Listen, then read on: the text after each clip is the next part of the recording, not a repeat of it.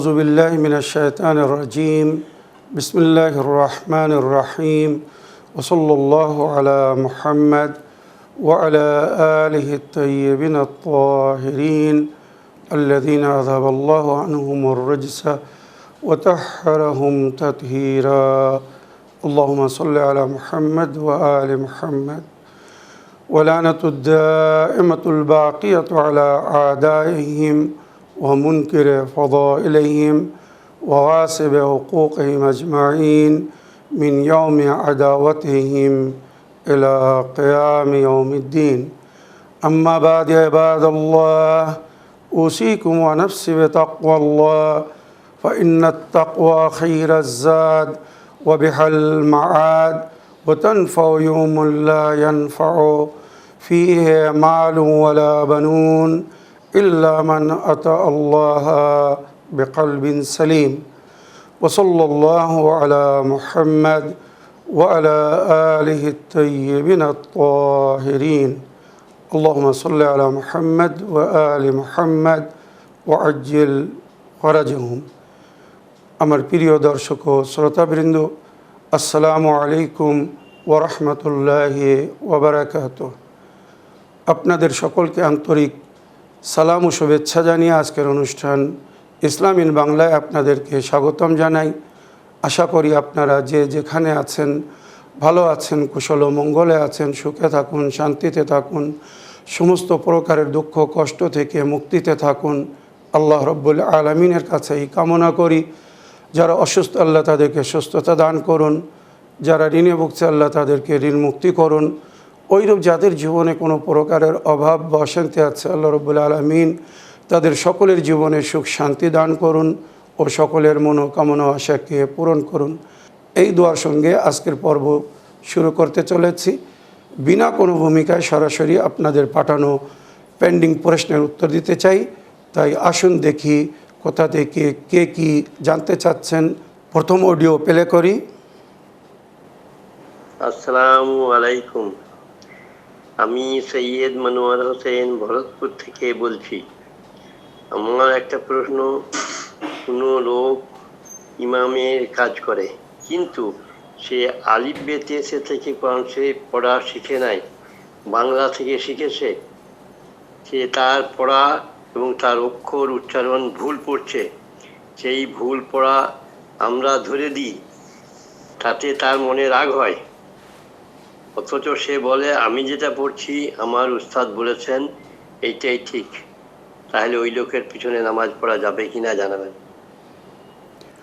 ওয়ালাইকুম আসসালাম ওয়া রাহমাতুল্লাহি ওয়া বারাকাতুহু। আমার প্রিয় চাচাজান, আপনার ভয়েসমেলের জন্য আপনাকে ধন্যবাদ জানাই। আপনি যে ইমাম সাহেবের বিষয় বললেন, আল্লাহ রহম করুক, আল্লাহ এদের হেদায়েত করুক।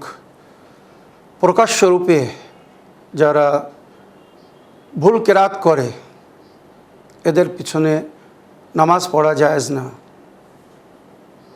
ইমামে জামাতের জন্যে 8টি শর্ত, তার মধ্যে প্রথম শর্ত হচ্ছে সে যেন আদিল হয়। আদিল মানে জেনে শুনে যেন কোনো গুনাহ বা পাপ না করে, কোনো ওয়াজিবকে না ছাড়ে, কোনো হারামকে যেন স্পর্শ না করে, হারাম কাজ না করে। দ্বিতীয় শর্ত হচ্ছে তার উচ্চারণ, আরবিক উচ্চারণ। সূরা আলহাম বা অন্য যে সমস্ত সূরা সে নামাজে পড়বে বা জিকির করবে সেগুলো যেন সঠিক আরবি উচ্চারণ করতে পারে। যদি তার কেরাত দুরুস্ত না হয় তার পিছনে নামাজ পড়া জায়েজ না। আগে আরও 6টি শর্ত আছে।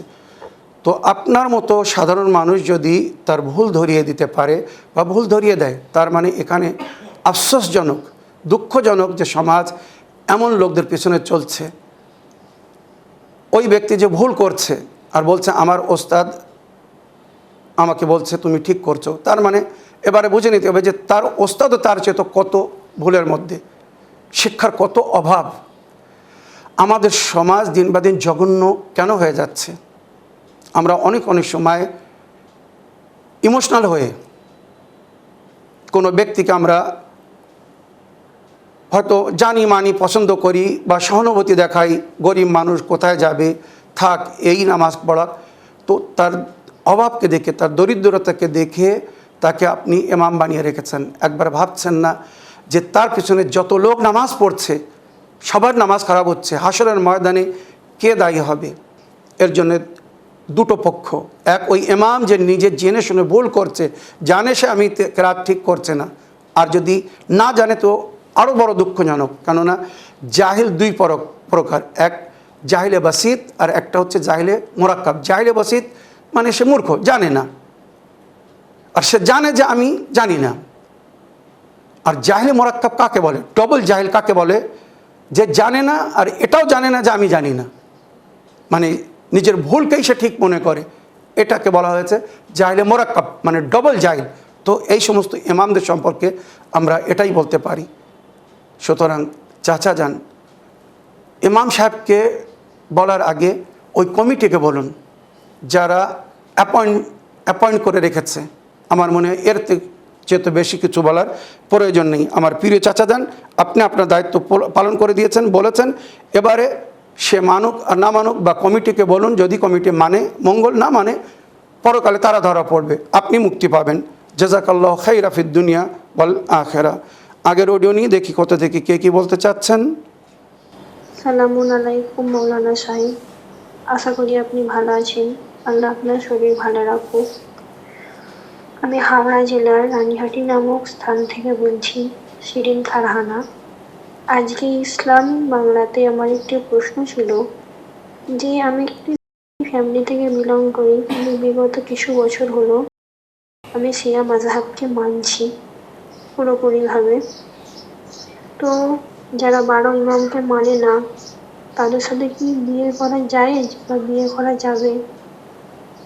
এই সাপেক্ষে আপনি আমাকে বিস্তারিতভাবে বলে দিন, পুঙ্খানুপুঙ্খভাবে। খুদা হাফিজ, ফি আমানিল্লাহ। ওয়ালাইকুম আসসালাম রহমতুল্লাহি ওয়াবারাকাতুহু। আমার প্রিয় বোন, ছোট বোন, স্নেহ আদরের বোন, আমি আপনার জন্য আল্লাহর কাছে মঙ্গল কামনা করি। আল্লাহ যেন আপনার জন্যে সুপাত্তরের ব্যবস্থা করে দেন, মনোনীত এবং পছন্দিত বর স্বামী যারা আপনি আশা করছেন আপনি যেন পান। আপনি জানতে চেয়েছেন যে আহলে সুন্নাত ফ্যামিলির কোনো ছেলে যদি আমাকে বিয়ের প্রস্তাব দেয়, মানে আপনাকে বিয়ের প্রস্তাব দেয় তো আপনি বিয়ে করতে পারবেন কি না। তো এখানে শরিয়াতে বা সমস্ত মুফতিগণ বা আমাদের মুজতাহিদিনরা যেটা বলেছেন, নাসেবি ছাড়া, নাসেবিরাও কিন্তু নিজেদেরকে মুসলমান বলে, যারা আহলে বায়তের চরম শত্রু, আহলে বায়তের দুশমন, নাসেবি ছাড়া সমস্ত মুসলিম ছেলে বা ব্যক্তি দিনদার এবং জিম্মেদার যদি হয় তার সঙ্গে বিয়ে জায়েজ। নাসেবি ছাড়া সমস্ত মুসলিম ছেলের সঙ্গে যদি সে দিনদার হয় এবং জিম্মেদার, দিনদার মানে ধর্মকে সুন্দরভাবে মেনে চলে, নামাজ পড়ে, রোজা রাখে, দিনের পথে চলে, আর জিম্মেদার মানে সে নিজের বউ বাচ্চাদের দায়িত্ব পালন করতে পারবে, দায়িত্বশীল ব্যক্তিকে বলা হয়েছে জিম্মেদার। তো এমন ছেলে যদি হয় আপনি বিয়ে করতে পারেন। এখানে সুন্নি শিয়ার মধ্যে কোনো মতভেদ নেই। তবে নাসেবি যারা আহলে বায়তের দুশমন, এদের থেকে বিরত থাকতে বলা হয়েছে, কেননা পুরো নসল বংশ খারাপ হয়ে যায়। মনে রাখবেন, নাসেবি ছাড়া অন্য কোনো মুসলমানের সঙ্গে আপনি বিয়ে করতে পারেন। তবে উত্তম, আপনি যখন আহলে বায়তের পথের পথি হয়েছেন, তো মমিন মানে আহলে বায়তের চাহনেওয়ালা, মাননেওয়ালা মমিন ছেলে দেখে বিয়ে করুন, যাতে আপনার সুন্দর জীবনসাথী হয়, সুখ দুঃখের খেয়াল রাখে, সে যেন দিনদার হয় এবং জিম্মেদার হয়। আহলে বায়তের মাননেওয়ালা বা অনেকেই আছে যারা বলে আমরা আহলে বায়তকে মানি, কিন্তু আহলে বায়তের পথের প্রতীক না, দিনদার না, ওইভাবে জিম্মেদার না। তো যদি এমন ছেলে হয় তারও সঙ্গে বিয়ে করবেন না। পরিষ্কার শরিয়াতে বিয়ের জন্যে ছেলের মধ্যে যে দুটো গুণ দেখতে বলা হচ্ছে, এই দুটোই টার্গেট করে রাখবেন। 1 নম্বর, সে যেন মমিন, শিয়া ইসনা আশারি বা আহলে বায়তের চাহনেওয়ালা, মান্যওয়ালা হয়, এটা একটা সাধারণ কথা। আর তার মধ্যে যেন দুটো গুণ হয়, এক, সে যেন দিনদার হয়, আর সে যেন জিম্মেদার হয়। দিনদার মানে শরিয়তের মান্যকারী, শরিয়তের উপরে যেন পরিপূর্ণরূপে আমাল করে, কখনো জুলুম করবে না, অত্যাচার করবে না, সে যদি দিনদার হয়, আল্লাহর যদি ভয় থাকে। আর জিম্মেদার, দায়িত্বশীল, সে যেন আপনার বা আপনার বিবাহর পরে নিজের পরিবারের যেন দায়িত্ব বহন করতে পারে এমন ছেলে যদি পান অবশ্যই বিয়ে করবেন। এ বিষয়ে আমার একটা পরামর্শ, আপনি চ্যানেল উইনের Islam in Bangla viewers group, ওই গ্রুপকে জয়েন করুন। আপনি আপনার নাম ঠিকানা লিখে পাঠান চ্যানেল উইনকে, আর শোয়েব ভাইকে, আমাদের এডিটর সাহেব বা আমাদের পুরো প্রোগ্রামকে যিনি হ্যান্ডেল করেন, শোয়েব ভাইকে লিখুন যে শোয়েব ভাই আমার নাম ইসলাম ইন বাংলা ভিউয়ার্স গ্রুপে অ্যাড করে দেওয়া হোক। ওখানে আপনার নাম অ্যাড হয়ে গেলে ওখানে অনেক কিছু বিষয় নিয়ে আপোষে আলোচনা হয়, বিশেষ করে সুপাত্র বা সুপাত্রের জন্য ওখানে সন্ধান পাওয়া যায় বা এক অপরের সঙ্গে পরিচিত হওয়া যায়। আশা করি ওখানে আপনার জন্য সুন্দর পাত্রের ব্যবস্থা হয়ে যাবে। তো আপনি ইসলাম ইন বাংলা ভিউয়ার্স গ্রুপকে জয়েন করুন। আর যদি সম্ভব হয় তো এই যে স্ক্রিনের উপরে শোয়েব ভাই সাহেবের নম্বর দেওয়া হচ্ছে বা আফরোজা বোনের নম্বর দেওয়া হচ্ছে, এনাদের সঙ্গে যোগাযোগ করে আপনার নাম ঠিকানা ওনাদেরকে দিয়ে দিন, ওই গ্রুপে অ্যাড করে দেবেন। তারপরে ওখানে আপনি সকলের সঙ্গে আলোচনা করতে পারবেন বা নিজের মনের কথা রাখতে পারবেন। আশা করি আপনার প্রশ্নের আপনি উত্তর পেয়েছেন। আগের অডিও নিয়ে দেখি কোথা থেকে কে কী বলতে চাচ্ছেন। আসসালামু আলাইকুম মাওলানা সাহেব ভাই, আমি সোদপুর থেকে রুবি খাতুন বলছি। আপনি ভালো থাকবেন, সুস্থ থাকবেন ভাই, আপনার শরীর সুস্থ যেন থাকে আমি সবসময় দোয়া করি ভাই। আপনার সবারই দোয়া আপনার লাগবে। আপনার মতো মাওলানা সাহেব আমাদের অনেক অনেক কিছু আমাদেরকে শিখিয়েছে ভাই। আপনাকে হারাইতে আমরা চাই না ভাই। আপনি ভালো থাকবেন, সুস্থ থাকবেন, আল্লাহর কাছে সবসময় দোয়া করছি ভাই। ভাই আমার প্রশ্ন ছিল, আমাদের তো এখন ভাড়া বাড়িতে তো আলাদা করে তো বাথরুম পায়খানা তো থাকে না, তো ওই বাথরুমের মধ্যেই আমাদেরকে গোসল করতে হয়। তো বিসমিল্লাহ বলা বলছে গুনাহ। তো এইটা কি করব ভাই? এটা তো আপনি আমাকে ভালো করে বুঝিয়ে দিবেন, আর সবাই যেন আমাদের দর্শক বন্ধুরাও শুনুক, কেন আমাদের এই প্রবলেমটা সবারই মধ্যেই আছে, সবারই বাড়িতেও ওই রকম বাথরুম আর পায়খানার সঙ্গে অ্যাটাচ আছে। এবার কি করব ভাই, আপনি একটু বলে দিবেন। আসসালামু আলাইকুম, ভালো থাকবেন, সুস্থ থাকবেন। ওয়ালাইকুম আসসালাম রহমতুল্লাহি ওয়াবারাকাতুহ। আমার প্রিয় বোন বা আপা, আপনার ওয়াইসমেনের জন্য আপনাকে ধন্যবাদ জানাই এবং আমাকে দোয়ায় স্মরণে রাখার জন্য কৃতজ্ঞ জ্ঞাপন করি। আপনি যে মশলা জিজ্ঞেস করতে চেয়েছেন, অ্যাটাচ বাথরুম, গোসলখানা প্লাস তার সঙ্গে টয়লেট, গোসলখানার মধ্যেই কমোড লাগানো থাকে বা ইন্ডিয়ান টয়লেট থাকে, একই জায়গায় দুটোই ব্যবহার হয়। অধিকাংশ বাড়িতে এখন এটাই দেখা যাচ্ছে। আপনি জানতে চেয়েছেন ওখানে বিসমিল্লাহ বলা যাবে কি না। গোসল করার সময় বিশেষ দোয়া আছে, তার সঙ্গে বিসমিল্লাহর জিকির আছে। টয়লেটে প্রবেশ করার সময় বা টয়লেট অ্যাটাচ বাথরুমে প্রবেশ করার সময়, প্রবেশ করার পরে, বসার সময়, ওঠার সময়, টয়লেট থেকে বা গোসলঘর থেকে বাইরে আসার সময় দোয়া আছে।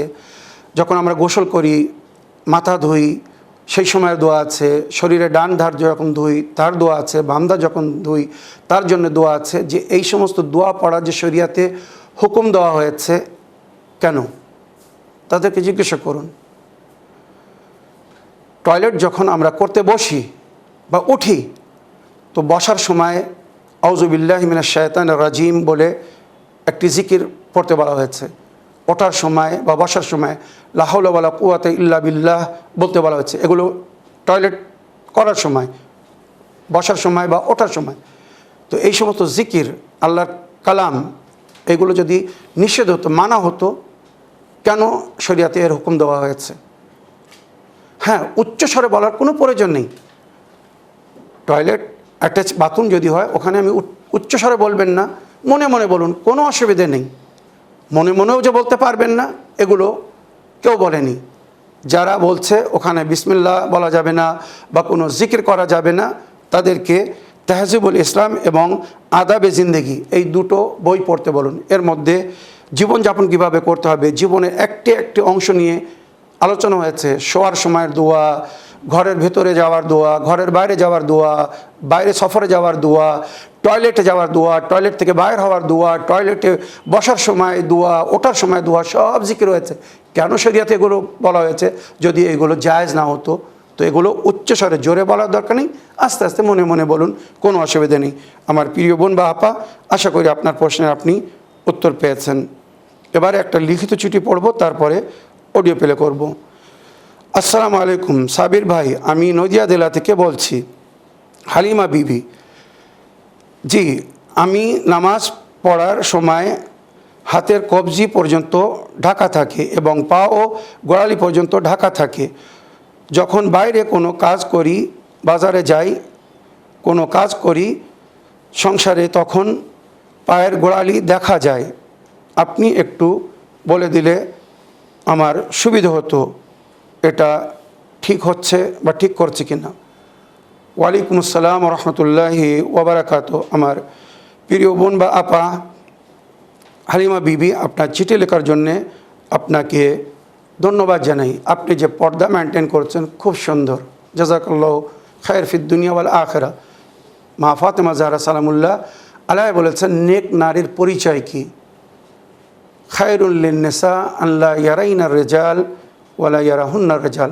সুন্দর নারী সেই নারী বা মঙ্গল সেই নারীর জন্যে যে পরপুরুষকে দেখে না এবং নিজের উপরে পরপুরুষের নজর পড়তে দেয় না। তাহলে কত আদবের সঙ্গে আমাদেরকে থাকতে বলা হয়েছে, নারীদেরকে থাকতে বলা হয়েছে, এরাই হবে স্বর্গবাসী।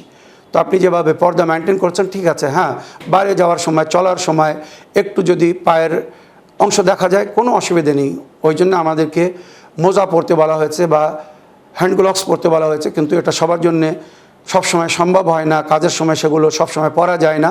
তো এতে কোনো অসুবিধে নেই। আপনি আপনার হিসেবে যেভাবে যতটুকু মেনটেন করতে পারেন ওইভাবে মেনটেন করে চলুন ইনশাল্লাহ।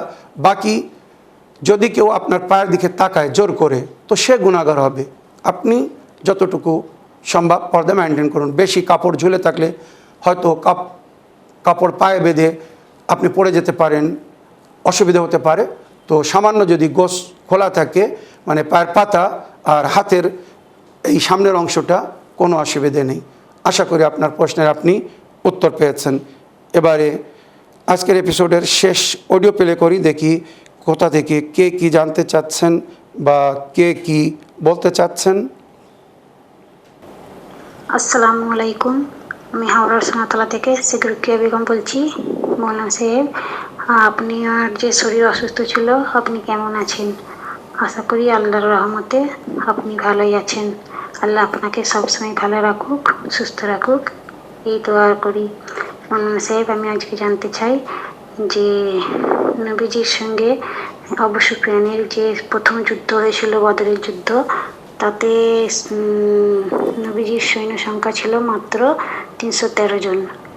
আর যুগের ইমামের যখন জোহর হবে তখন সৈনিক সংখ্যা থাকবে, সেই যুদ্ধেও সৈনিক সংখ্যা থাকবে 313 জন। তো এই 313 জনের মধ্যে কোন কোন নবীরা আসবেন আর কোথা থেকে কোন মানুষ আসবেন, এটা একটু জানতে চাই। আপনি এটা একটু বলবেন, ইসলামী বাংলায় জানতে চাই। আপনি ভালো থাকুন, সুস্থ থাকুন। আসসালামু আলাইকুম রহমতুল্লাহি ওয়া বারাকাতুহু। ওয়ালাইকুম আসসালাম রহমতুল্লাহি ওয়া বারাকাতুহু। আমার প্রিয় বোন, আপনার ওয়াসমের জন্য আপনাকে অসংখ্য ধন্যবাদ জানাই এবং আমাকে বা আমাদেরকে দোয়ায় স্মরণে রাখার জন্যে অন্তর থেকে কৃতজ্ঞ জ্ঞাপন করি। নিঃসন্দেহে আপনাদের দোয়া ছিল বলে আল্লাহর অশেষ কৃপায় বা আহলে বায়তের ওসিলায় প্লাস আপনাদের সাদকা ও দোয়ায় আল্লাহ আমাকে সুস্থতা দান করেছেন। দোয়া করবেন এইভাবে যেন সুস্থ স্বাস্থ্য থেকে দিনের খেদমত করতে পারি, আপনাদের প্রশ্নের উত্তর দিতে পারি। ইসলামিন বাংলা এবং মাসালে জিন্দেগি বাংলা উভয় অনুষ্ঠানকে যেন এইভাবে কন্টিনিউ বা জারি রাখতে পারি। আপনাদের সকলের কাছে এই আন্তরিক দাবি বা কামনা করি। বিশেষ করে রমজান মাস আসছে, পবিত্র মাস, ইফতারের সময় দোয়া কবুল হয়। ওই সময় যখন আপনারা নিজেদের জন্য দোয়া করবেন, আপনদের জন্য দোয়া করবেন, আশা করছে আমাকে বা আমাদেরকেও স্মরণে রাখবেন। আমার মায়ের শরীর একটু অসুস্থ, উনি ট্রিটমেন্টের জন্যে আমার কাছে আসছেন। আমি আপনাদের সকলের কাছে অন্তর থেকে অনুরোধ করছি, দাবি করছি, আপনারা আমার সঙ্গে সঙ্গে আমার মায়ের পরিপূর্ণ সুস্থতার জন্যে দোয়া করবেন। উনি যেন তাড়াতাড়ি অরোগ্য হয়ে যান। মেরুদণ্ডর হাড় নিয়ে সমস্যা ভুগছেন, সমস্যা আছে, ভুক্তভোগী হয়ে আছেন, কষ্ট পাচ্ছেন। তাই আপনাদের সকলের কাছে অনুরোধ করব আমার মায়ের জন্য একটু দোয়া করবেন। আসুন এবারে আমি আপনার প্রশ্নের উত্তরে বলতে চাই, আমার প্রিয় বোন, ইমামে মেহেদী আলাইহিস সালাম যখন এই পুরো দুনিয়ায়, এই বিশ্ব জগতে বিপ্লব বা পরিবর্তন সৃষ্টি করার জন্যে ফিরে আসবেন, তো আল্লাহর অতি নেক পরায়ণ এবং নেক বান্দারা ওনার সঙ্গী বা সাথী হবেন, যাদের সম্পর্কে কোরআনে বলা হয়েছে কান্নাহুম বুনিয়ানুম মারসুস, সীসা পিলাই হুই দেওয়ার, শীষের দেওয়ালের মতো মজবুত হবে। লোহার চেয়ে তো সীসা কিন্তু ভারী, চিন্তা করুন, এত মজবুত হবে, চুল পরিমাণে তাদেরকে কেউ নিজের জায়গা থেকে নড়াতে পারবে না। একজন 40 জনার সমান শক্তিশালী হবে। আল্লামা মুকাদ্দিসে আরদেবিলি এক সময় উনি কোনো একটি বিষয় নিয়ে, একটি মসলা নিয়ে সমস্যার মধ্যে পড়েন। তো আমাদের অনেক বুজুর্গানে দিন, ওলামায়ে দিনের সম্পর্কে, মারাজে কিরাম, মুজতাহিদিনদের সম্পর্কে পাওয়া যায় ওনারা কোনো সমস্যা হলে মাওলা আলীর জারিতে, ওনার পবিত্র সমাধিতে গিয়ে চিঠি লিখতেন যে মাওলা আমি এই মাসলার উত্তর খুঁজে পাচ্ছি না, কোরআন হাদিস থেকে আমি এটাকে বাইর করতে পারছি না, আপনি মদত করুন, এই মাসলার উত্তর দিয়ে দিন। তো যারা স্পিরিচুয়াল পাওয়ার রাখেন বা রাখতেন তারা উত্তর পেয়ে যেতেন। মুকাদ্দিসে আরদেবিলি এক সমস্যার মধ্যে পড়েছিলেন। আমাদের অনেক বিখ্যাত এবং শরীফুন নাফস মুকাদ্দাস ওনার নাম পড়ে গিয়েছিল, এত পাক পবিত্র নাফসের উনি মালিক ছিলেন। একটি মসলা নিয়ে উনি খুব সমস্যার মধ্যে ছিলেন, তার উত্তর খুঁজে পাচ্ছিলেন না। ভোরের সময় আজানের আগে উনি মাওলা আলী রওজায় গিয়েছেন, মাওলা আমার এই সমস্যার সমাধান করে দিন, আমার এই প্রশ্নের উত্তর দিয়ে দিন। উনি আরিজা জারির মধ্যে দিয়ে ওখানে বসে অপেক্ষা করছিলেন, জিয়ারাত পড়ছিলেন, দোয়া করছিলেন। এমন সময় ওনার কোলের উপরে ওনার সেই লেখা কাগজ ফিরে এসেছে, আর ওখানে লেখা আছে তোমার যুগের ইমাম এখন বেঁচে আছেন, মসজিদে কুফাতে উনি মেহরাবে ইবাদতে আছেন, ওখানে যাও, তোমার নিজের যুগের ইমামের কাছে জিজ্ঞাসা করো, প্রশ্ন করো, সে তোমার উত্তর দেবে।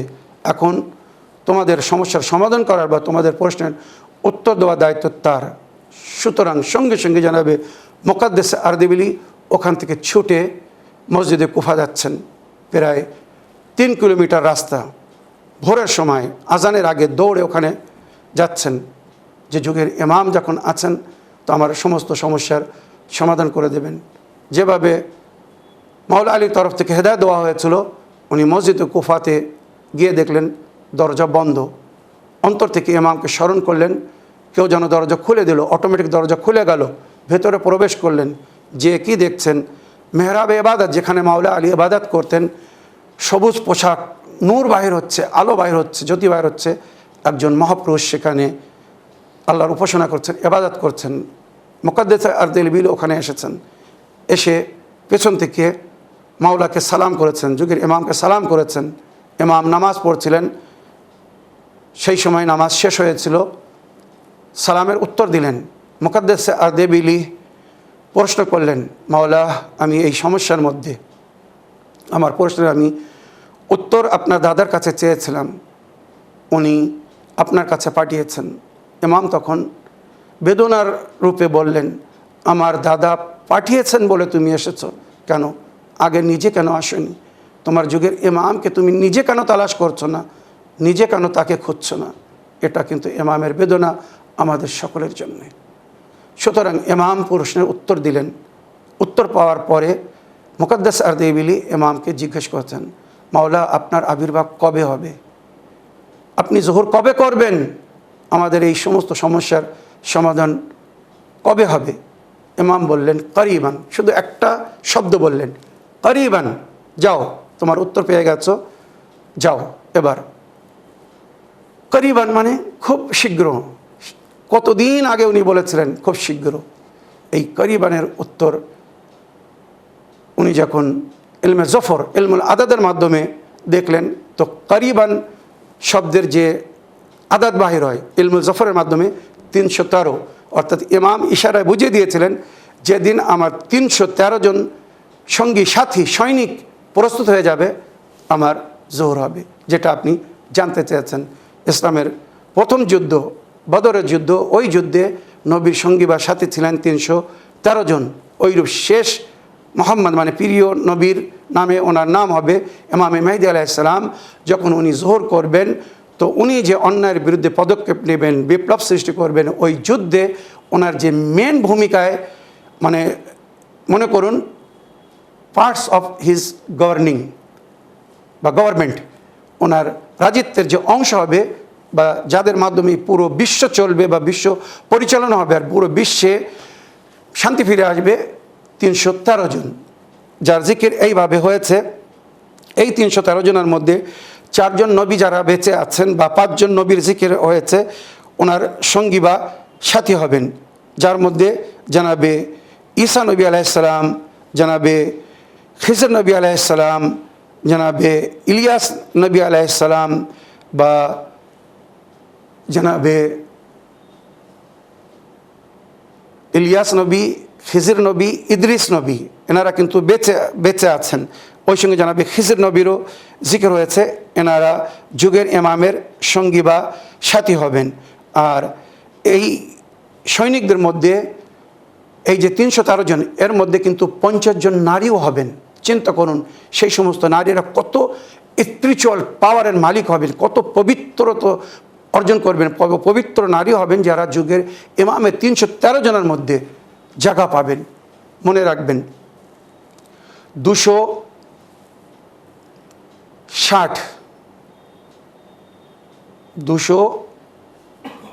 মানে 300 টোটাল 13 জন হবে, এর মধ্যে 50 জন নারী হবেন। তো 263 জন হবে পুরুষ আর বাকি 50 হবে নারীরা। এই 263-র মধ্যে ঈসা নবী, খিজির, ইলিয়াস নবী, ইদ্রিস নবী, এনারা হবেন জানাবে ওয়াইস কারণী, যিনি নবীর সঙ্গে যুদ্ধ করতে চেয়েছিলেন কিন্তু সুযোগ পাননি, ওনার তাবি। মনে রাখবেন, নবীকে দেখেননি, জানাবে ওয়াইস কারণী, আপনারা শুনেছেন। উনি সাথে হবেন মমিন আলে ফেরাউন, জানাবে হিজকিল, ওনার সঙ্গী বা সাথী হবেন আসহাবে কাহফ, যেমন বললাম ওনার সঙ্গী বা সাথী হবেন ইউশা বিন নুন, ওসিয়া মুসা, জানাবে মুসা নবীর যিনি ওসি ছিলেন ইউশা বিন নুন, উনি ওই 313 জনের মধ্যে হবেন। এবং রসুল খোদা সাল্লাল্লাহু আলাইহি ওয়াসাল্লামের সাহাবাদের মধ্যে জানাবে সালমানে ফার্সি, মেকদাদে আসাবি, মালিক আশতার আর আবু দুজানা, যিনি জিনদের সঙ্গে লড়াই করতেন, এনাদের সম্পর্কে লেখা হয়েছে এনারা যুগের ইমামের সঙ্গী বা সাথী হবেন। মনে রাখবেন। আর ওই 313 জনের মধ্যে মানে যে বিশেষ বিশেষ দায়িত্বে থাকবেন, তো এর মধ্যে সবচেয়ে বেশি সোভিয়েত ইউনিয়ন মানে প্রাচীন রুশ থেকে 32 জন হবেন। আর 4 জন সাদাতে হাসানি হবে, আর 12 জন সাদাতে হোসাইনি হবে। 4 জন আওলাদে আকিলের মধ্যে থেকে হবে। হেজাজ থেকে, মক্কা থেকে 4 জন হবেন। আর বাইতুল মকদিস থেকে 4 জন হবেন। বেলাদুস শাম থেকে 4 জন হবেন। ইয়ামান থেকে 12 জন হবেন। আর আজারবাইজান থেকে 30 জন হবেন। আর 7 জন মিশর থেকে হবে। 5 জন ভারত থেকে, প্রাচীন ভারত, যেখানে ভারত, পাকিস্তান, বাংলাদেশ, এটাকে মহাভারত লেখা হয়েছে ইতিহাসে, রাওয়ায়াতের মধ্যে। মহাভারত মানে প্রাচীন ভারত থেকে 5 জন হবে। ইন্ডিয়া, পাকিস্তান, বাংলাদেশ মিলে এই পুরো এলাকা থেকে, যেটাকে বাররে সাগির বলে, এখান থেকে 5 জন সৌভাগ্যবান ওই 313 জনের মধ্যে হবেন। হামদান থেকে, মানে এটা ইরানের একটা পাহাড়ি এরিয়া, ওখান থেকে 5 জন হবে। সিরাজ, এটাও ইরানের এরিয়া, ওখান থেকে 7 জন হবে। কুফা থেকে 12 জন হবে। আর বাসরা থেকে 7 জন হবে। আর কোহিস্তান থেকে 7 জন হবে। এইভাবে ইসবাতুল হুদাত খণ্ড নম্বর 3, আল মুলাহিম সৈয়দ ইবনে তাউস, বিখ্যাত সৈয়দ ইবনে তাউস, রওজাতুল ওয়াইজিন, আল গায়বা শেখ তুসি, হাদিকাতুশ শিয়া, গায়বাতুল নুমানি, বিহারুল আনওয়ার এবং অনেক বইয়ের মধ্যে এগুলো সূত্র সমেত লেখা হয়েছে। আমি যে এই কথাগুলো বললাম। এছাড়া সাধারণ ওনার সিপাহী বা সহকর্মী হিসাবে 10,000 সেপে সালার হোগা, মানে যারা সেনাবাহিনীরা বাইরে থেকে সাপোর্ট করবে ইমামের সঙ্গী বা সাথী হবে। তারপরে প্রায় 1 লাখ পুরুষ মদতগার হবে, সহকারী বা মানে সমর্থক যাদেরকে বলা হয়েছে। আর ওইরূপ 16,000 নারীরা হবে যারা ইমামের এই রাজিত্বে ইমামের মদত করবে। যে কোনোভাবে আল্লাহ আমাদেরকে তৌফিক দান করুন, আমরা যেন নিজের যুগের ইমামের সঙ্গী বা সাথী হতে পারি। ওই 313 জনের মধ্যে যদি হতে পারি অতি উত্তম, বড় সৌভাগ্যবান তারা যারা 313 জনের মধ্যে হবে। তাছাড়া যদি কোনোভাবে যুগের ইমামের রাজিত্বে ওই 1 লাখের মধ্যে বা ওই 10,000-এর মধ্যে যাদেরকে নিয়ে ইমাম পুরো বিশ্বে রাজিত্ব করবেন, ওনার রাজিত্ব বা হুকুমতের যদি অংশ হতে চাই, তো আল্লাহ আমাদেরকে যেন তৌফিক দান করে। যেভাবে নবী আমাদেরকে প্রস্তুত হতে বলেছেন, মান সাররাহু আন ইয়াকুনা মিন আসহাবিল কায়েম ফালিয়ান্তাযির ওয়া ইয়ামাল বিল ওয়ারা ওয়া মাহাসিনুল ইখলাক। যারা নিজের যুগের ইমামের মানে কায়েম আলী মুহাম্মাদের সাথী হতে চায়, সঙ্গী হতে চায়, তারা তাকওয়া ও পরহেজগারির সঙ্গে যেন দিনের উপরে আমাল করতে থাকে, ইমামের অপেক্ষা করবে, ইন্তজার করবে, আর তাকওয়া ও পরহেজগারির সঙ্গে দিনের উপরে আমাল করবে।